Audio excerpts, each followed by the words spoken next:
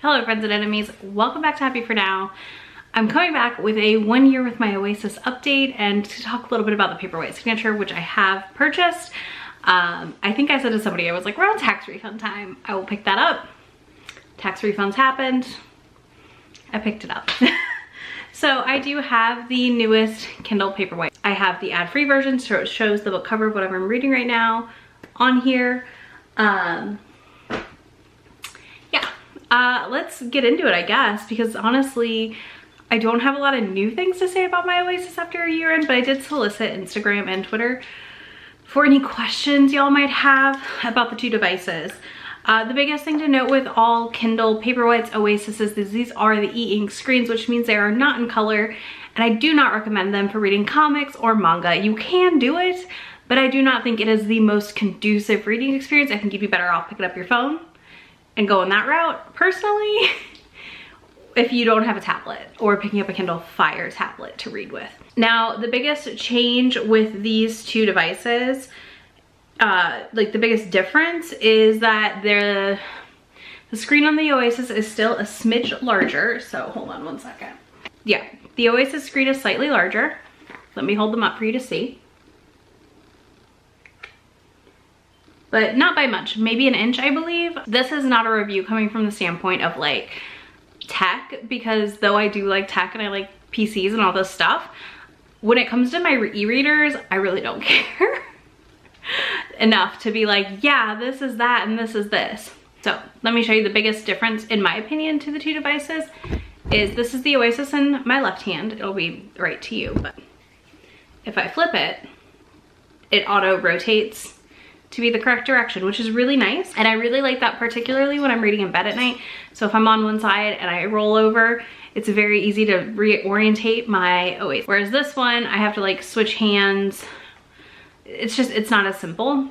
So that is one feature on the Oasis I will tell you right now I adore, but there's not a lot to sell me on telling you that you should buy an Oasis. I will say also, I do think the Kindle Paperwhite screen quality is much closer to the Signature is closer to the Oasis than previous Kindle Paperwhites were. I do feel like they both have that smooth, glassy screen feature, which I personally adore. When I looked online, it said that the lights are like 17 on the Paperwhite Signature and 25 on the Oasis. So in my opinion, that's not a very noticeable difference. But yeah, let's just quickly talk about what I love about each device. For the Oasis, which I have 2 videos on already, the biggest things that I love about this Kindle, once again, that auto rotate is magic.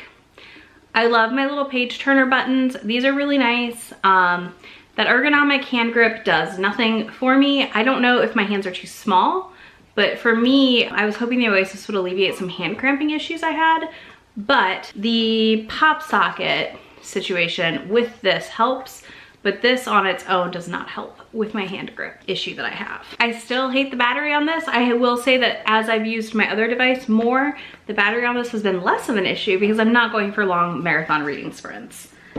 Which is how I usually read. I usually sit down and read for a while. Now, the Signature has been a great addition to my Kindle collection, but I traded in one of mine to get this one, and I got the package deal with the wireless charger, which is what made me interested in the Signature edition. I love the screen. It's a very smooth one piece.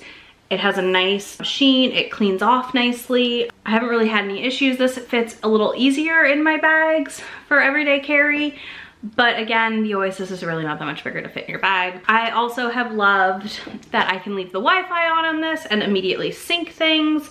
And honestly, the ease of the wireless charger for me as someone who telling me to charge just charge my Oasis like I charge my cell phone doesn't work, because that's not how I use my Oasis. Like, I fall asleep reading often. It's just not how my life works. So this to throw on the wireless charger in the morning when I make my coffee, or when I know like I'm not gonna read for a little bit or something, I can just pop it down and I'm good to go, has been delightful. I will show you some snippets of the wireless charger because honestly, it is one of the best purchases I made for this new Kindle. The only thing I will note is if you're gonna put a pop socket on the back, you need to get one that twists off like this and has the little flat piece, which is most of the newer pop sockets, but just be careful what kind you get, because you can then replace this, but that will let you wireless charge. You cannot wirelessly charge it with the pop socket on. But again, that dock is so smooth, quick, and easy to charge with, and I rarely have to charge the Paperwhite, which is what I'm used to. I leave this thing on Wi-Fi. I don't leave Bluetooth on either device. I don't use Bluetooth on my Kindle. And I've charged this like twice since I got it. And if I charge it more than that, like, it's just because I can throw it on that wireless charger. Now I want to talk about some of the things that I think can give you a better reading experience on the Paperwhite that make it more comparable to the Oasis. I think the biggest feature people want from the Oasis is the tactile feedback of a button. So I have this thing that I found on Amazon called the Kindle Page Turner Remote. I will link to it down below. It goes in and out of stock, but it does usually get restocked. It hasn't gone out of stock again for a while, so this might be a good chance to get it. But I'm gonna show you some footage of me using it. You're gonna clip it onto your device. There's a little button on the back you push, and you have a little remote, and you click the remote and it turns the page. You cannot turn the page back though, so be aware of that. But I find the device is wildly helpful when I want to lay down and read. I use that in conjunction with a tablet pillow I got from Target. I will link to similar ones because the exact one I got doesn't exist anymore, of course. You know, they make a thing and they get rid of it. But yeah, so the one I have doesn't exist anymore, but I have found that for me, the reading experience on the Signature Paperwhite is exactly the same as my Oasis when I'm using my page turner and my tablet pillow, and it's perfection. I love it. I use it all the time. The other thing I will recommend is a gooseneck. I will link to one that will fit a Kindle.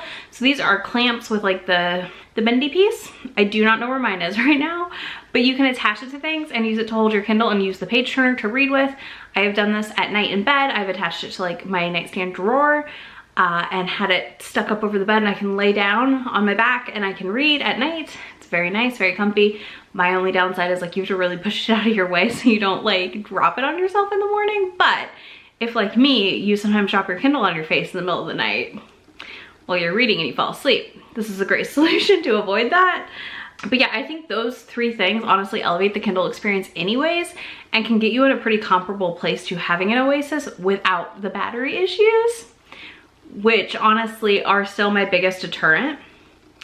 All right, let's talk about the couple questions I got. One person asked me, is it worth it compared to the old Paperwhite?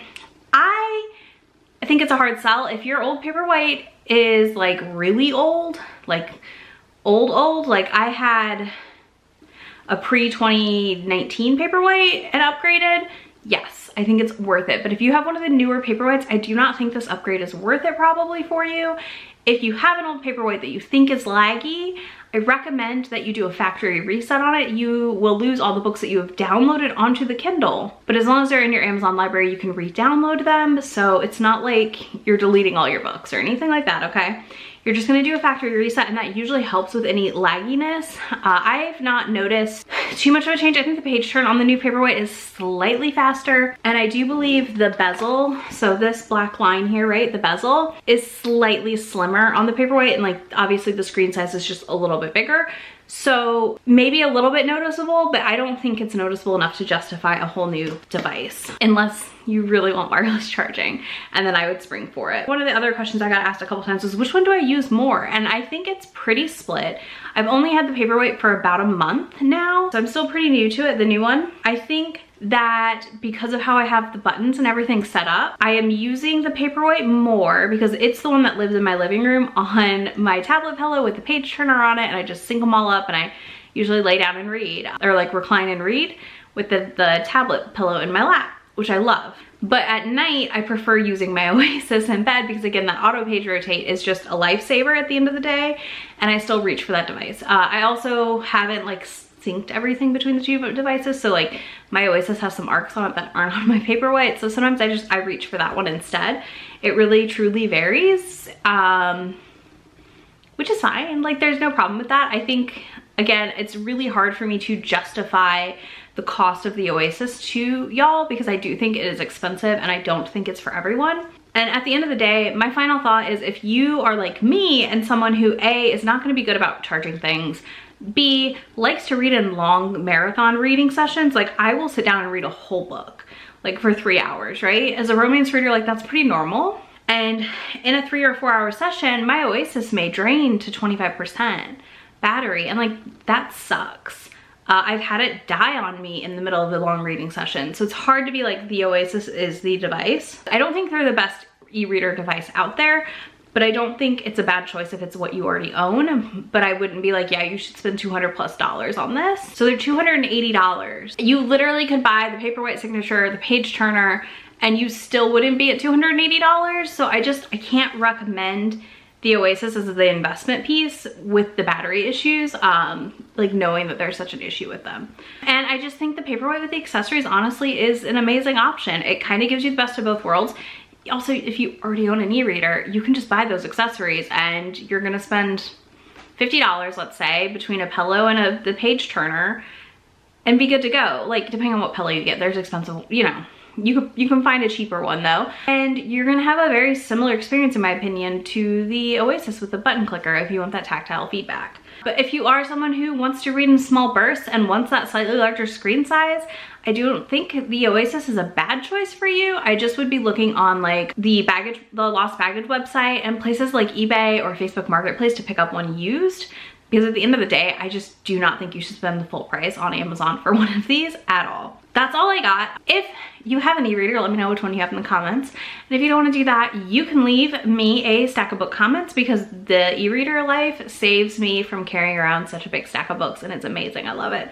Live for it. Favorite thing about my e-reader is that I don't have to carry around a pile of books with me all the time now. I'll have links to everything I talked about down below in the description box, as well as links to Be My Friend anywhere on the internet, and I will talk to y'all in just a few days. Bye.